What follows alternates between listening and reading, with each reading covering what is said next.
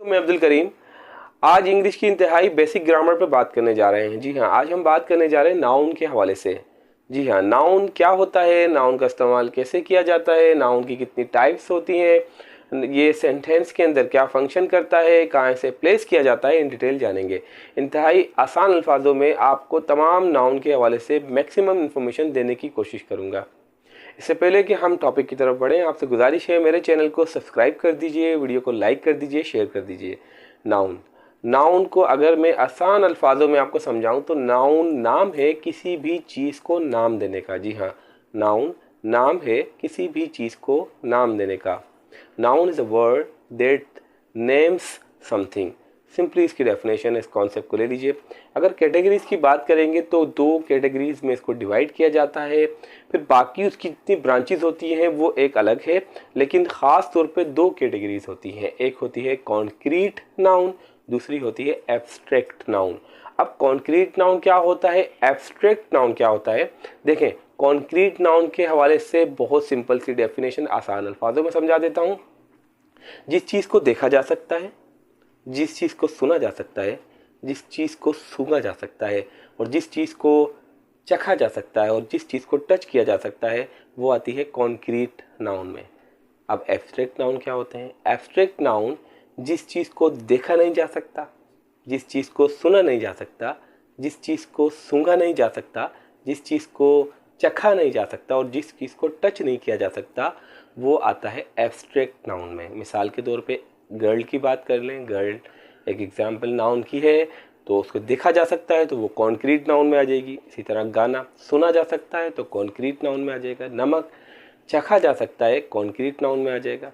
इसी तरह से अगर आप कहें किसी चीज़ को, गर्म चीज़ को टच करने से स्किन वगैरह की मिसाल ले सकते हैं, इस चीज़ को टच किया जा सकता है, कॉन्क्रीट नाउन में आ जाएगा। अगर इसी में हम बात करें एब्स्ट्रैक्ट के अंदर, तो एब्स्ट्रैक्ट के अंदर मिसाल ले सकते हैं एक आइडिया की। आप एक आइडिया को देखा नहीं जा सकता, चखा नहीं जा सकता, सूंघा नहीं जा सकता, टच नहीं किया जा सकता, वगैरह वगैरह। इसी तरह से अगर आप बात करें एक आइडिया के अलावा, अगर एंगर की बात करें, गुस्सा देखा नहीं जा सकता, मोटिवेशन एक हम वर्ड यूज़ करते हैं, उसे देखा नहीं जा सकता, ये भी नाउन की कैटेगरीज में आते हैं, लेकिन ये आते हैं एब्स्ट्रैक्ट नाउन के अंदर। अब आगे बढ़ते हैं, अब हम ब्रांचेस पे चलते हैं। देखें, एक होता है कॉमन नाउन, नाम से ही पता लग रहा है कॉमन नाउन। कॉमन मतलब कॉमन चीज़ है, गर्ल बॉय, मतलब उसमें कुछ ख़ास नहीं है, वो जनरल चीज़ें हैं, कॉमन नाउन। एक होता है प्रॉपर नाउन। प्रॉपर प्रॉपर नाम से ही पता लग रहा है, प्रॉपर यानी कोई ख़ास। मिसाल के तौर पे इमरान खान, मिसाल के तौर पे अमेज़ोन, मिसाल के तौर पे फेसबुक। अच्छा, याद रखिएगा जब भी आप बात करेंगे प्रॉपर नाउन की, तो प्रॉपर नाउन में कभी भी आर्टिकल्स नहीं लगते।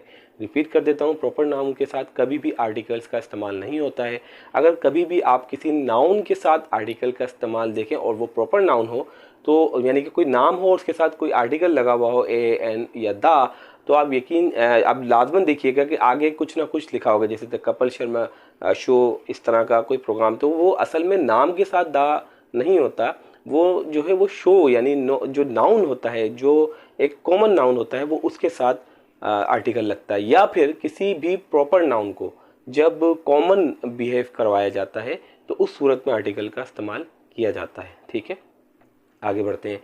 इसके बाद आता है मटेरियल नाउन। मटेरियल से आपको पता लग गया, मटेरियल यानी कोई पत्थर, स्टोन वगैरह, और किसी भी वुड की बात कर लीजिए, लकड़ी एक मटेरियल, तो ये इसकी कैटेगरीज में आ जाते हैं। इसके बाद आता है कलेक्टिव नाउन।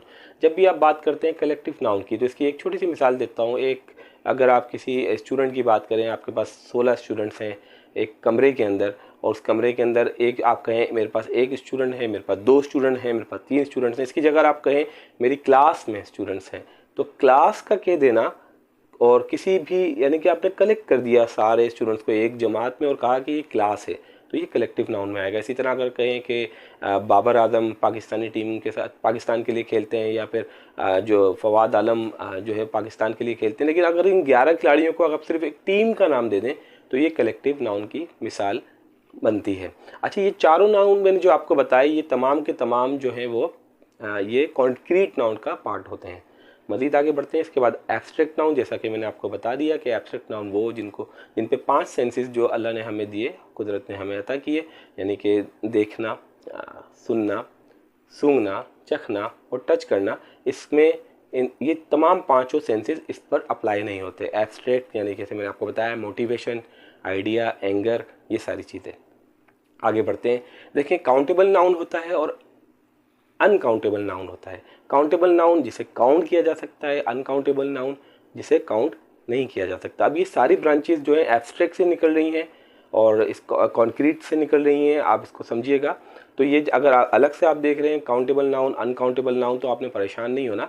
बस मिसाल के तौर पे वाटर की बात कर लीजिए, तो वाटर जो है वो देखा जाए तो कॉमन नाउन में आता है, लेकिन क्या है कि वो मज़ीद अनकाउंटेबल नाउन में आता है क्योंकि वाटर को काउंट नहीं किया जा सकता। इसी तरह से अगर आप बात कर लें क्लॉक की बात कर लीजिए, तो क्लॉक जो है वो काउंटेबल में आ जाएगी, उसे काउंट किया जा सकता है, लेकिन वो भी कॉमन नाउन का ही पार्ट होता है। तो इस तरीके से काउंटेबल और अनकाउंटेबल को आप फिगर आउट कर सकते हैं। इसके बाद अगर आप बात करें तो कंपाउंड नाउन होता है। कंपाउंड नाउन क्या होता है? जो दो वर्ड्स को मिलाकर जो ये दो से ज़्यादा वर्ड्स को मिलाकर बनता है। जैसे आइस क्रीम, आइस एक अलग वर्ड है, क्रीम एक अलग वर्ड है, तो आइसक्रीम हो गया। फायर, फाइटर, फायर एक अलग है और फाइटर अलग है, तो फायर फाइटर, ये कंपाउंड नाउन में आ गया। अच्छा आगे बढ़ते हैं। इसके अलावा पॉसेसिव नाउन यानी मलकियत वाले नाउन, यानी कि इट्स सलमान्स कार, जो मलकियत, जिसकी मलकियत की बात करते हैं, वो नाउन जो उस पर काउंट होते हैं, तो वो भी देखिएगा कि वो कलेक्टिव के ही पार्ट होते हैं, सॉरी कॉन्क्रीट के ही पार्ट होते हैं या फिर एब्स्ट्रैक्ट के ही पार्ट होते हैं। ठीक है। अच्छा आगे बढ़ते हैं। अब खास जो मैं आपसे डिस्कस करना चाह रहा था वो था जेरेंड। जेरेंड और या फिर आप बात करें इन्फिनिटिव। जेरेंड वो जो वर्ब की आईएनजी फॉर्म होती है। आप बोलेंगे तो वर्ब है, ये तो कोई एक्शन दिखाता है। जी हाँ, यकीनी तौर पे वर्ब जो आईएनजी फॉर्म होती है वो जेरेंड कहलाती है, जिसको ज़बरदस्ती नाउन का सा बिहेव करवाया जाता है। मैं दोबारा रिपीट करता हूँ, जेरेंड को ज़बरदस्ती हम कह सकते हैं नाउन का बिहेव करवाया जाता है। मिसाल के तौर पे वॉकिंग, स्विमिंग, स्मोकिंग। अच्छा एक बात याद रखिएगा कि आप कहेंगे कि इतने सारे नाउन पहले से मौजूद हैं जिसे देखा जा सकता है, बोला जा सकता है, कलेक्टिव नाउन, कंपाउंड नाउन, बेतहाशा नाउन ही तो है हर जगह, लेकिन फिर भी आप जेरेंड का इस्तेमाल कर रहे हैं या फिर भी आप इन्फिनिटिव को ले रहे हैं, टू के साथ वर्ब की फर्स्ट फॉर्म को। देखें जब भी आप अगर मैं आपसे मिसाल के तौर पे कहूँ स्विमिंग, तो क्या आप स्विमिंग ऐसे खड़े खड़े होती है? यकीनी तौर पे नहीं होती। जब भी मैं आपसे कहूँगा स्विमिंग, तो आपके जहन में एक एक्शन आएगा, कोई एक्शन आएगा। तो यानी कि नाउन में किसी एक्शन को अगर बिहेव करवाना हो तो आपको फिर जेरेंड का इस्तेमाल करना पड़ता है। ज़बरदस्ती उसको नाउन में इसको बिहेव करवाते हैं, लेकिन होता वो वैसे वर्ब ही है, लेकिन बहरहाल वो नाउन में काउंट होता है। या फिर ये सब्जेक्ट होता है या फिर कोई ऑब्जेक्ट होता है। याद रखिएगा सब्जेक्ट या ऑब्जेक्ट हमेशा हमेशा हमेशा या नाउन होते हैं या प्रोनाउन होते हैं। इसी तरह से इन्फिनिटिव टू यानी कि वर्ब के साथ, टू के साथ जो वर्ब की फर्स्ट फॉर्म लगती है उसको भी नाउन बिहेव करवाया जा सकता है एज अ सब्जेक्ट या फिर ऑब्जेक्ट। इसकी मिसाल ले लेते हैं। अगर मैं कहूँ कि swimming is a good exercise, अगर मैं कहूँ to swim is a good exercise, तो both are giving the same sense, दोनों में कोई फ़र्क नहीं है। Walking is good for health, अगर मैं कहूँ to walk is good for health, तो दोनों में कोई फ़र्क नहीं है, दोनों ही। लेकिन एक्शन को क्योंकि हम यहाँ पर एक कॉन्सेप्ट ले रहे होते हैं, इसलिए इस नाउन को हम यूज़ करते हैं जिसको कहते हैं जेरेंड या इन्फिनिटिव। उम्मीद करता हूँ आपको मेरी वीडियो समझ में आई होगी, तमाम कॉन्सेप्ट आपके क्लियर हुए होंगे। कोई भी सवाल हो आप मुझे व्हाट्सअप कर सकते हैं, इन डिटेल मैं आपको मज़ीद गाइड कर दूँगा। अपना ख्याल रखिएगा। अल्लाह हाफिज़। अच्छा कुछ एग्जाम्पल्स मैंने जो है वो आपके सामने लिख दी हैं। आप इन एग्जाम्पल्स को देखकर बताएं कि कमेंट्स में मुझे बताएं कि कौन सा कॉन्क्रीट नाउन है, कौन सा एब्स्ट्रैक्ट नाउन है, कॉन्क्रीट नाउन की ब्रांचेस में से कॉमन कौन सा है, प्रॉपर कौन सा है, कहाँ आप समझते हैं कि वो पॉजिटिव है नाउन, आप समझते हैं कि जेरेंड है, कहाँ जो है इन्फिनिटिव है, वगैरह वगैरह। आप मुझे कमेंट्स में बताएं इन डिटेल, ताकि मुझे भी अंदाज़ा हो कि आपको कितना जो है वो नाउन में समझा पाया और आपको समझ में आया। बहुत शुक्रिया।